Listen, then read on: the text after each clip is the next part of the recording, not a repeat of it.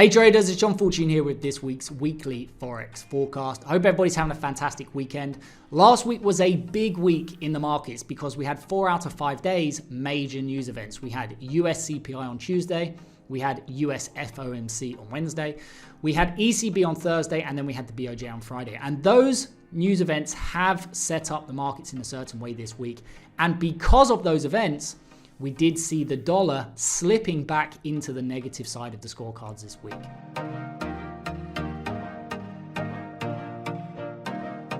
Okay, so let's have a quick look at the economic calendar from last week. You can see we did have US CPI coming in softer than expected.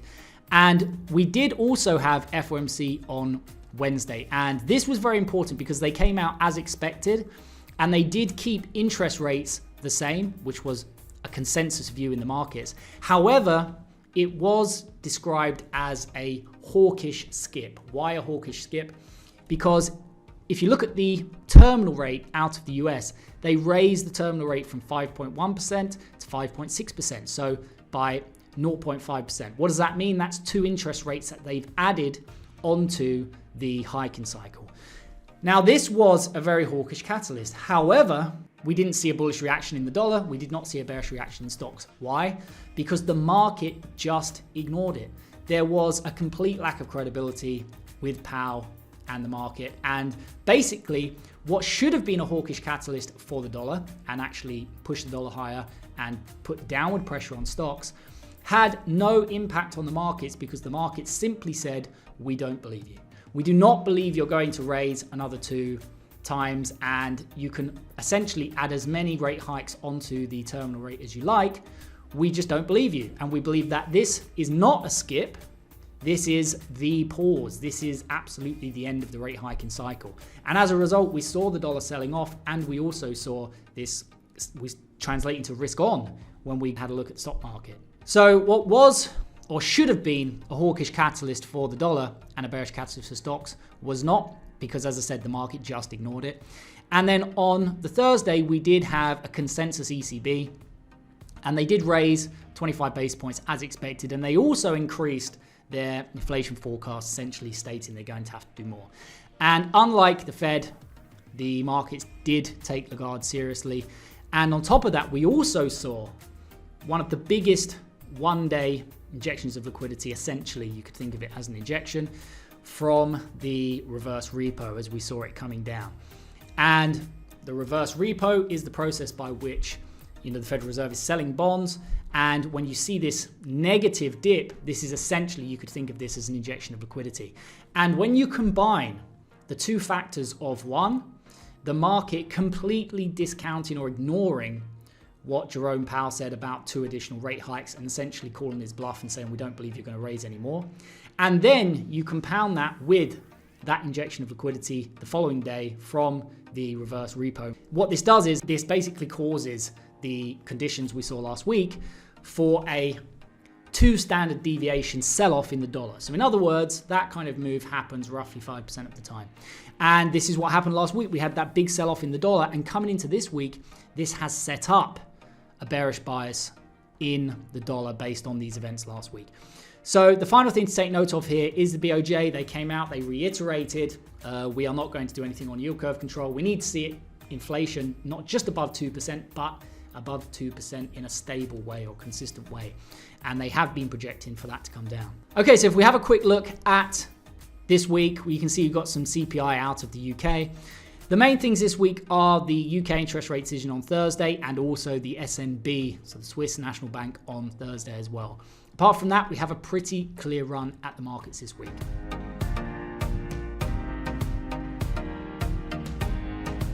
Okay, so let's have a look at the scores for the coming week. And obviously the standout piece of data here is the big change in the score of the US dollar. And this actually gives us edge near term to the downside. Scorecards are suggesting going into next week, we should be looking at further downside in the dollar. And the Japanese yen also decreasing its score from -3 to -4. And yen shorts were highlighted as one of the best plays last week, and they massively outperformed if you were short the yen, especially versus the pound, the CAD, or even the Swiss franc. Even the Aussie, which was not highlighted as one of the better markets to the upside, but any of those versus the yen was a fantastic opportunity last week. And going into this week, once again, it is the yen that is my favorite short alongside the dollar. And to the upside, we're going to be looking at the pound, the Canadian dollar, and primarily the Aussie dollar, and also the Swiss franc versus mainly these two currencies here. Now, the other thing to remember is we do have the interest rate decision out of Switzerland and also the pound later on in the week. So just bear that in mind when we go through the markets. But coming into this week, my favorite pairs are pound yen to the upside, pound dollar to the upside. Also going to be looking at CAD yen to the upside, US dollar CAD to the downside. We will also look at Aussie yen to the upside and Aussie dollar to the upside. And we're also finally going to be looking at US dollar franc to the downside and franc yen to the upside as well.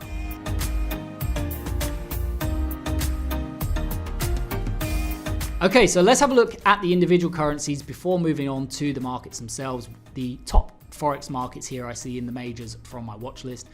Starting with the dollar, you can see that we did break and close down below the 2-year and the 7-year breakout now. And this is pretty bearish for the dollar. And I do question whether we are coming back to retest the major breakout high, because we failed over here, then we broke through.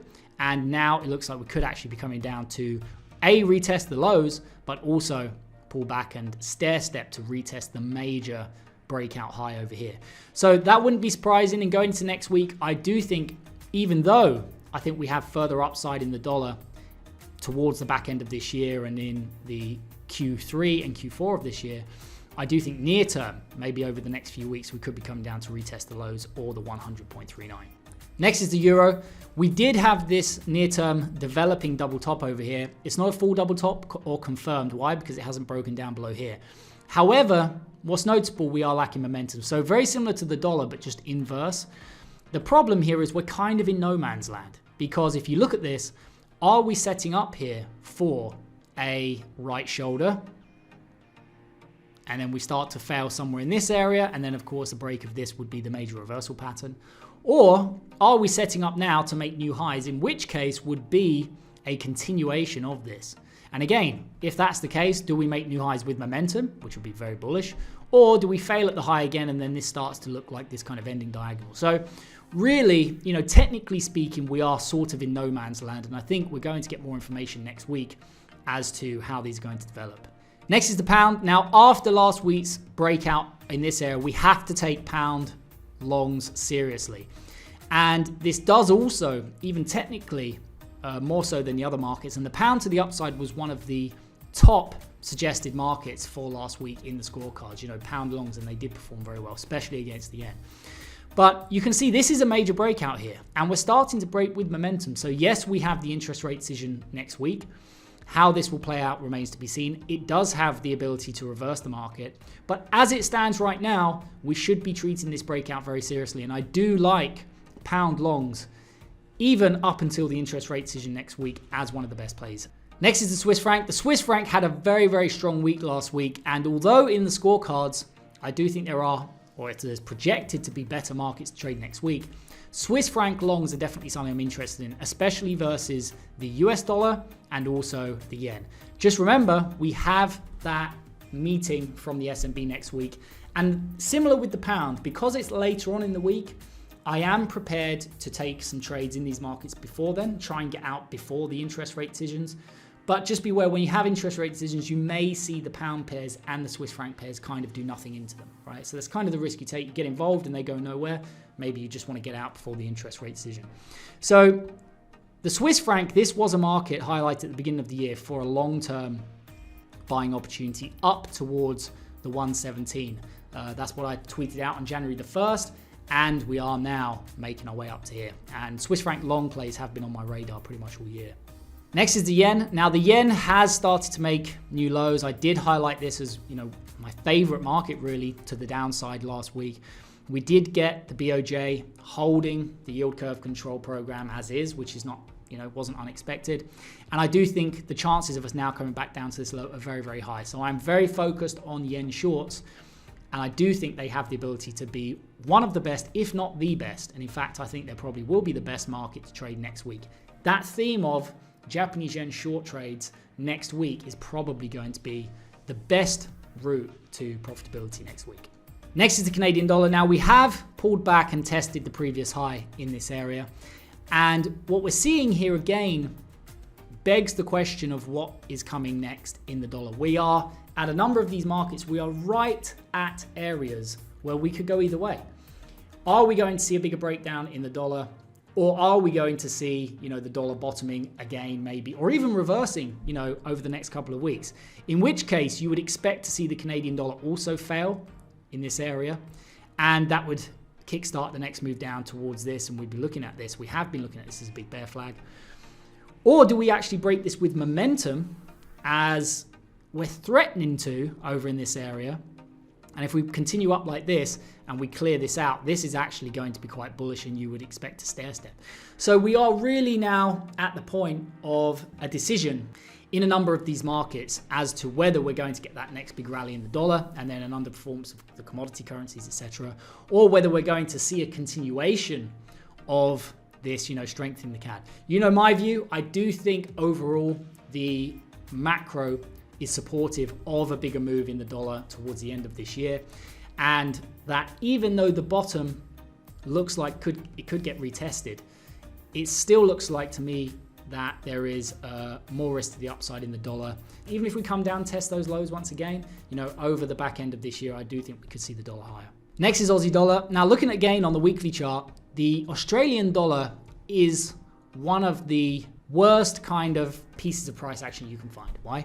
Because we had this kind of, if you look at this on the daily chart even, you get this kind of expanded triangle. So we're taking out the highs, taking out the lows, taking out the highs.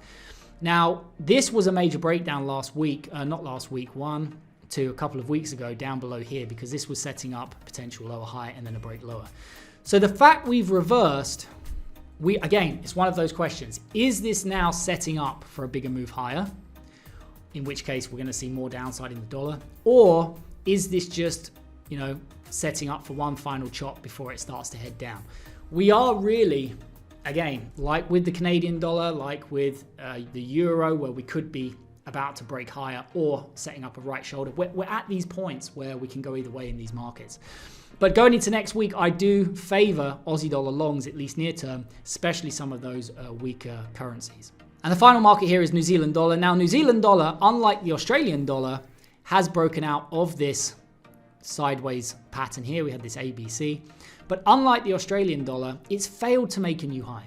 So you've got a market with the Australian dollar, which is suggestive potentially of further advances, against the US dollar, let's say, as well. And then you've got the New Zealand dollar, which looks like it's set to continue lower, back down towards the lows.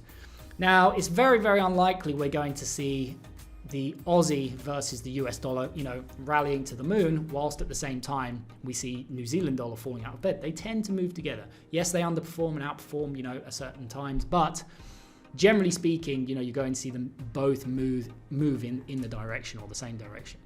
So it just confirms what I've been saying to you about going into this week, where there are markets setting up, and as it currently stands, there are markets setting up where they could go either way. Technically, it's not clear. Yes, the scorecards are there to guide us through these, but it does strike me that we are essentially at quite an important junction in the markets.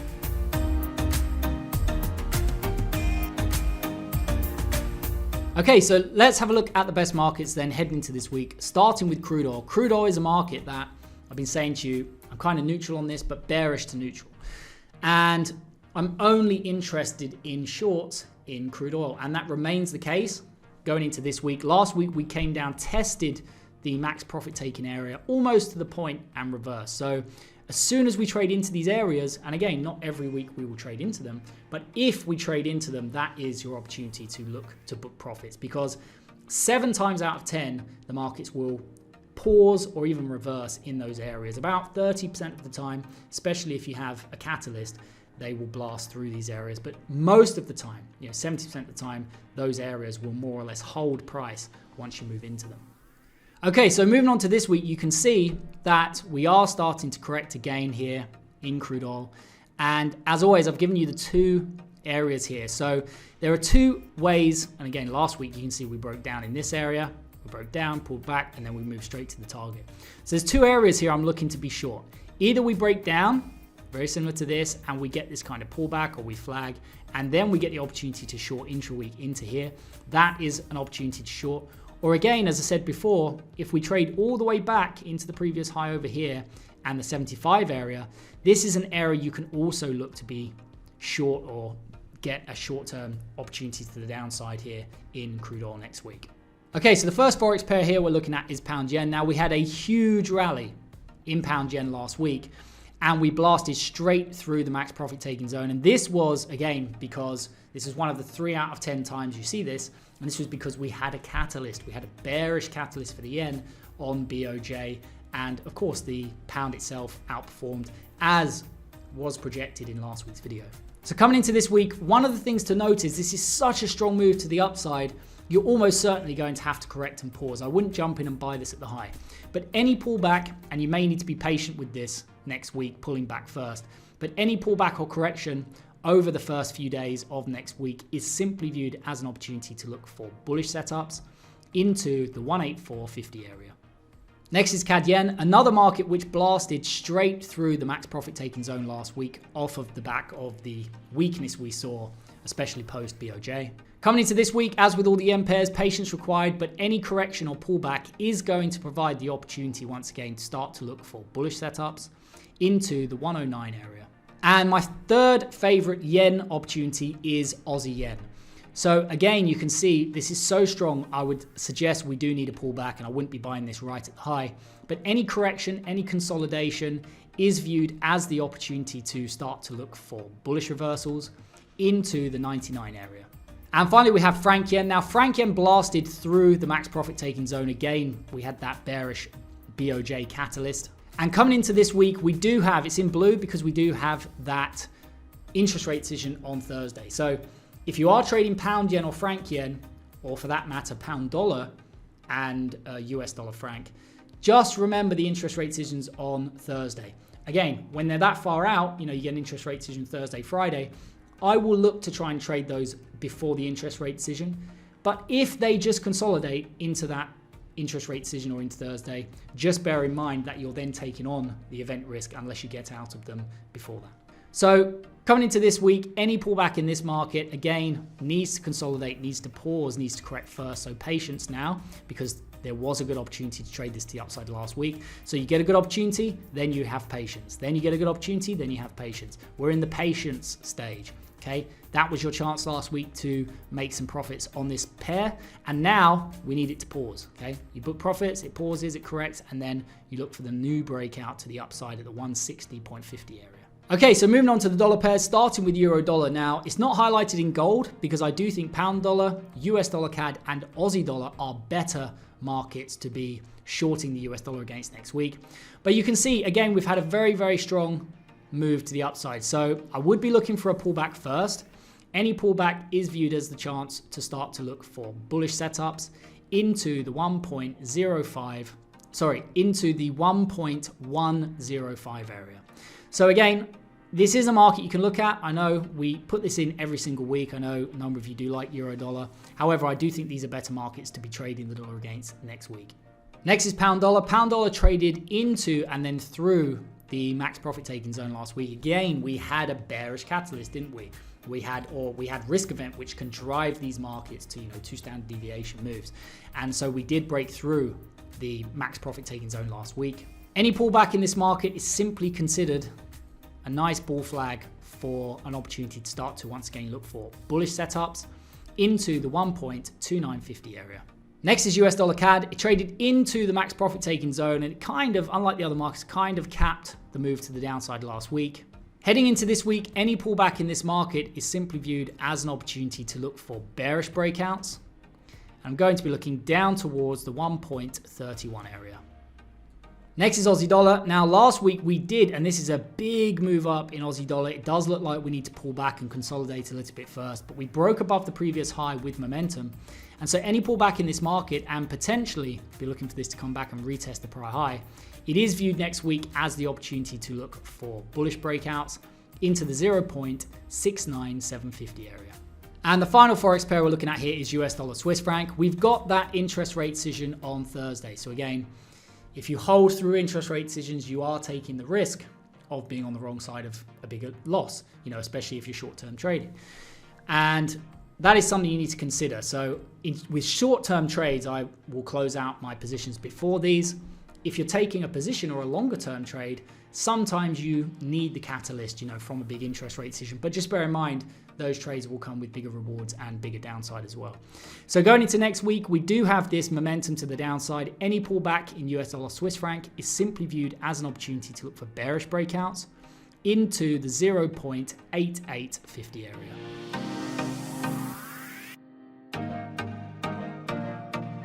Okay, so finishing up the video with gold, silver, and Bitcoin, starting with the gold-silver ratio. Now you can see the gold-silver ratio is starting to break out with momentum of this correction here. And so I am anticipating a pullback and further declines perhaps in this ratio. And what that means is that I do prefer, if you're going to be bullish gold, silver, or even Bitcoin next week, I do prefer silver longs versus gold longs next week. They're not highlighted in gold because I do think these are better markets to be trading. However, because of the bearish bias in the US dollar going into next week, I do have a de facto bullish bias on the metals here as well as Bitcoin. Moving on to gold, and you can see just by looking at gold, overall we are tagging the lows and we're testing the lows and we're failing down here. So any breakout in gold would be viewed as an opportunity to look for bullish setups into the 1995 area. Next is silver. Now, the other reason why I'm not hugely keen on being long gold and silver is if you look at the bigger technicals, you can see here, this was a double top reversal, and we are actually approaching the underside of this. And when you consider the dollar itself as a market, which is potentially still bottoming, I just question the validity or the amount of downside the DXY actually has when you look at the technicals, of something like silver, and we're not really seeing these big bullish breakouts, or we're not seeing any kind of outperformance of these, relative to what has been a weaker dollar. So that's why I don't have these high up on my list for longs, and I do prefer some of these currencies instead. But if you are looking at trading silver next week, I would on balance prefer to be looking to the upside. And we're starting to break out already, so any continued pullback would be viewed as an opportunity to look for bullish setups into the 25 area. And last but not least, we have Bitcoin. Now, Bitcoin did come down and test the profit taking area that I've had on here for a while now. It took its time, but it did come down, traded right into here, and that was the low of the week last week. Coming into this week, a couple of things with Bitcoin. One, we are now setting up potentially to retest the high over here. So any opportunity in Bitcoin would be viewed essentially as an opportunity to start to look for longs into the 2850 area. However, again, this is not top of my list. And what is surprising is that Bitcoin does now seem to have decoupled from the NASDAQ. If you remember, Bitcoin has been essentially a high beta play on the NASDAQ. We saw the NASDAQ go down, Bitcoin went down. We saw the NASDAQ rally, Bitcoin rallied. Recently, we've seen a big outperformance in the NASDAQ and Bitcoin has gone nowhere. Now, what that means for the future of Bitcoin, I don't know whether it will be a good thing or a bad thing. Ultimately, if it's going to succeed, it does have to move on its own terms. It can't just be a high beta play of the stock market. However, it is noticeable that, at a time when it should have rallied based on that correlation with the NASDAQ, it hasn't. So just something to bear in mind. I am bullish into the 2850 area next week, but on balance, I'm not sure this is one of my favorite setups next week. It's not highlighted in gold, and I think there are better opportunities in the markets. And in fact, now we've actually lost the correlation with the NASDAQ, I like Bitcoin a little bit less because that correlation with the NASDAQ was a good way to search for outperformance or underperformance in Bitcoin near term.